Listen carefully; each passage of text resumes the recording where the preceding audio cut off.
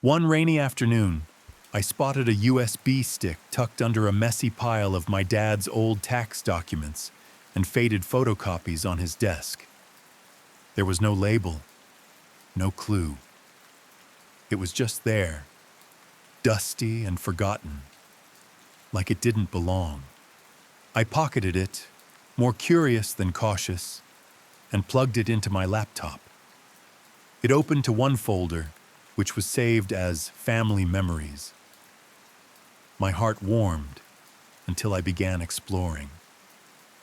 The first folder was full of old pixelated clips from years ago. Birthday parties, summer barbecues, holiday dinners. At first, they seemed like normal home videos, but when I looked closer, something was wrong. My siblings, who are now present in my memories, were missing in some of the clips. In one video of my sister's graduation, I watched Dad give her a hug, but the chair next to her was rocking, empty. No one sat in it, yet it moved.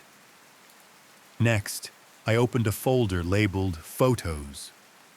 Hundreds of them, vacations, birthdays, candid shots from the backyard. They seemed innocent enough, until I noticed him.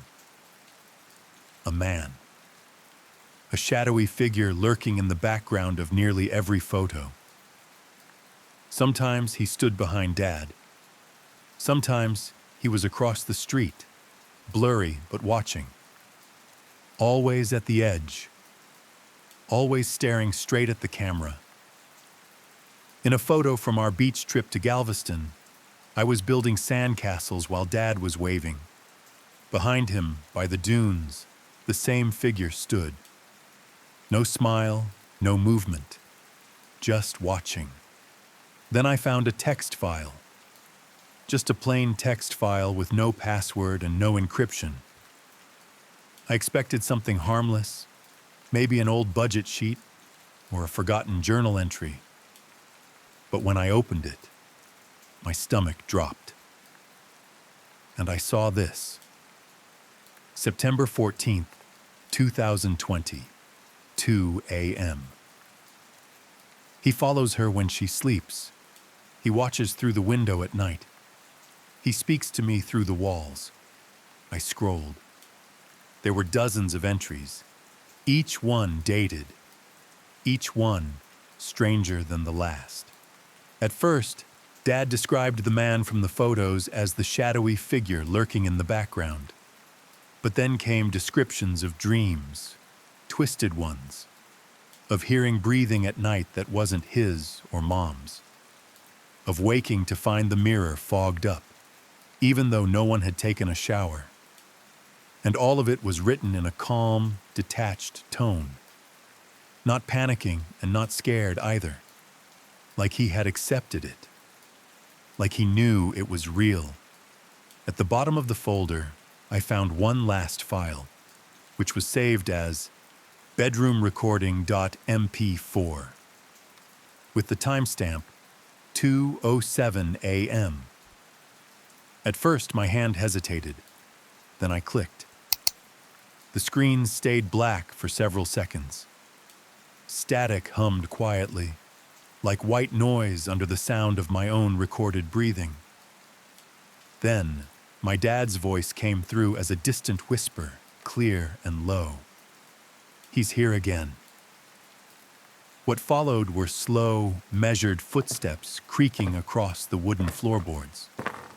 Moments later, the bedroom door creaked open, and the camera slowly panned toward the closet. Silence filled the frame, long, cold, and heavy. Then came static. And after that, nothing. I sat frozen, as my laptop glowed too bright, like a spotlight in the dark. I couldn't breathe for a second. It felt like something was watching me now. Later that night, Dad walked into the room casually to grab a document from the printer. I didn't waste time. I confronted him right there. I showed him the photos, the text logs, and the video. He didn't flinch. Didn't look surprised. Didn't even ask any questions. He just walked over, gently closed the laptop, and said, "Old horror files. I used to follow ghost forums and download creepy stories. Probably forgot I even had them. Don't overthink it." But he didn't laugh. He didn't shrug it off. And most of all, he didn't smile. That night, I woke up with a start. The breathing wasn't part of a dream. It was there, in the room and close, just inches from my face. I held my breath and waited as my eyes scanned the dark, wide open and barely blinking. There was no movement, no sound. But the closet door? It was cracked open again, but wider this time. I hadn't touched it. I didn't sleep after that.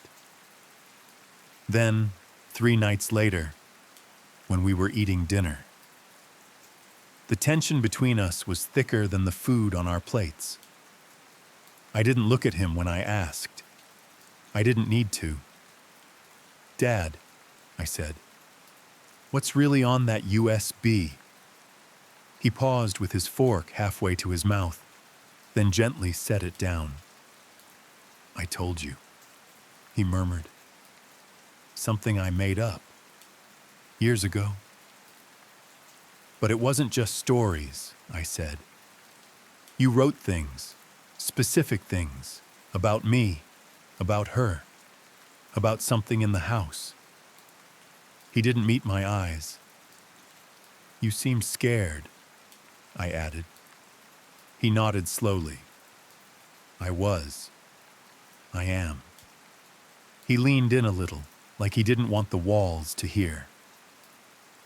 "I used to hear scratching at the window," he said. "At first I thought it was just wind, but then your mom started hearing whispers. I recorded them, to prove I wasn't imagining things."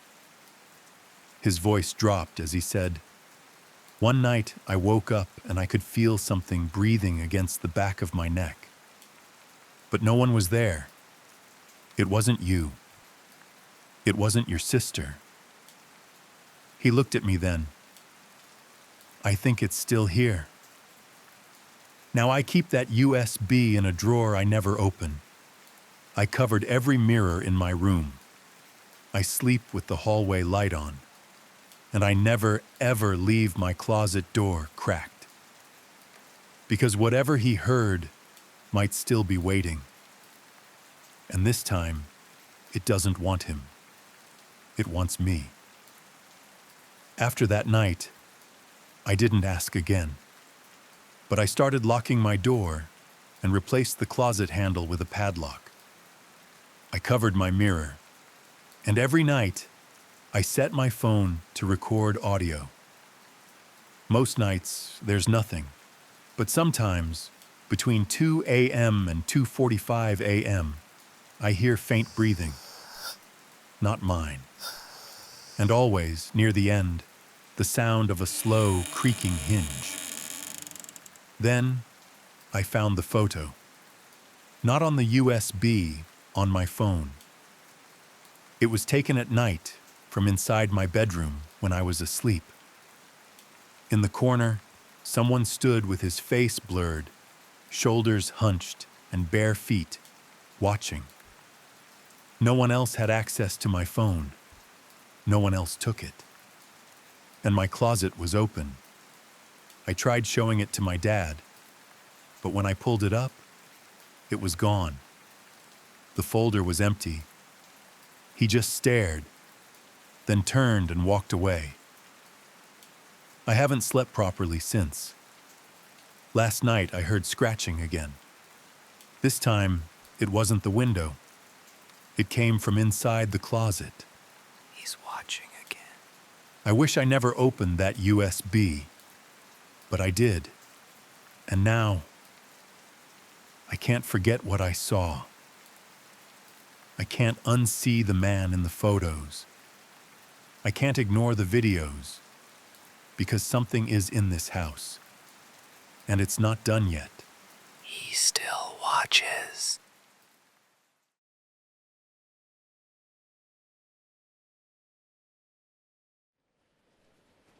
I stepped quietly into my dad's home office that evening, just aiming to refill my water bottle. The room was dim, bathed in the soft glow of a single desk lamp that cast long shadows across the cluttered desk. The air was still, too still, and the only sound was the hum of his computer fan. On the desk sat his laptop, left open. Its screen flickered faintly, like a silent invitation. I hesitated at the doorway, telling myself to walk away, but curiosity tightened its grip. I stepped closer. My finger hovered over the touchpad before I could stop myself. One quick glance, that's what I told myself. On the desktop was a single folder labeled Personal, the kind of label that dares you to open it. I tried to click, but it was locked, password protected. Just as I was about to give up, I noticed something odd in the recycle bin. A lone text file. I opened it. Inside, there was just one line. Password. 2411 Dream. That was my old bedroom number and my childhood nickname. My stomach twisted. I typed the password slowly, and before I knew it, the folder opened. What I found inside didn't feel personal. It felt invasive and violent, like stumbling into a crime scene frozen in digital stillness. My hands shook as I typed it in and opened that folder. What I found inside shattered something in me. There were 3 files. I opened the spreadsheet labeled Visitors. At first glance, it looked harmless, just a clean grid of names, dates, and times. But as I scrolled through the rows, a chill spread down my spine. The left-hand column listed everyday people, our mail carrier, my mom's co-worker, a neighbor, even the plumber. Some names were repeated. Some entries are marked at odd hours. I didn't understand the pattern, but then I saw it. My initials. 3 times. 2:47 a.m. Dated 2 nights ago, then last night, and tonight. 3 consecutive entries, all logged with chilling precision. My throat went dry. He wasn't just watching random people. He was watching me and documenting what I was doing in my sleep, tracking my movements, my patterns, like a scientist observing a subject. At first, I wanted to believe it was concern, but something about the way it was laid out, so clinical, so exact, told me this wasn't about safety. It wasn't protection. It was surveillance. And he'd been doing it for a while. Next, I found a video file. Its name, bedroomnight.mp4, time-stamped precisely 2:47 a.m., matching the spreadsheet entry exactly. The title alone made my stomach tighten. I hesitated at first, then pressed play. The footage flickered to life, grainy, low-res, like it had been captured by an old webcam. My room appeared under the faint orange glow of the streetlights bleeding in through the blinds. I could see myself lying there, still under the covers, chest rising and falling, sound asleep. At first, nothing moved, as the hum of static filled the silence. Then, just as I began to wonder if that was it, a figure entered the frame. It was Dad. My dad. He stepped into the shot slowly, like he knew exactly where the lens was pointed. He didn't look at the camera or make a sound. He simply walked across the room and lowered himself into a chair placed beside my bed. And then, he just sat there, silent and motionless while watching me. His face didn't shift. His hands didn't move. His breathing, if there was any, didn't register. The seconds dragged on, then a minute, then two. Still, he stared. No blinking, no whisper, no reaching out. Just a cold, unwavering focus. Like he wasn't watching me, but something inside me. He remained there for 6 full minutes before finally standing, turning, and walking out of the frame. The camera stayed rolling for a few seconds more. Then the file ended. Nothing had happened. Not technically. But I sat there, frozen with my heart pounding and skin clammy. That clip was the most disturbing thing I'd ever seen. Not because of what he did, but because of what he didn't do. 6 minutes of eerie, clinical silence like I wasn't his daughter, like I was being studied. Then came the audio file. It started with static, faint, like a breath held too long in the dark.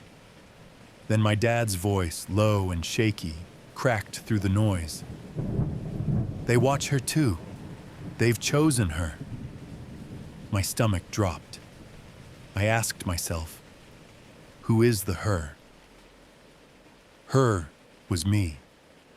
The way he said it, it wasn't fear, it was resignation. Then another voice followed, which was mine. Dad, help me. Only that I'd never said those words, not out loud, not in any memory I could recall.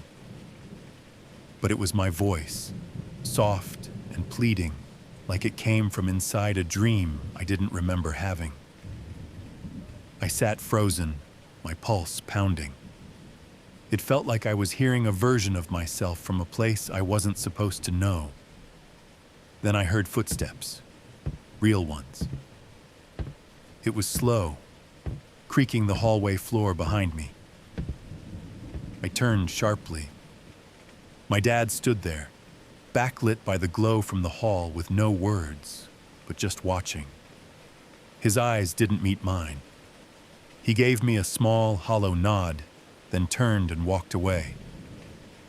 That night, I lay rigid in bed, staring at the ceiling. The only light came from my phone's unlocked screen. Silence surrounded me, yet every creak in the house felt magnified. Each groan of settling wood sounded like slow footsteps creeping toward me. I couldn't sleep. The next morning at breakfast, my voice broke as I whispered, I had a nightmare. My mom looked at me, eyes filled with fear. She took my hand and asked if I wanted to sleep in her room. I didn't say no. My dad didn't bring up the laptop. My mom didn't question it. But the house felt colder, quieter, like we were all holding our breath. That afternoon, when Dad left for work, I grabbed the laptop again. I backed up everything to a new drive, just in case. I dug into the metadata. No signs of doctored timestamps. The audio had no edits. The video was untouched.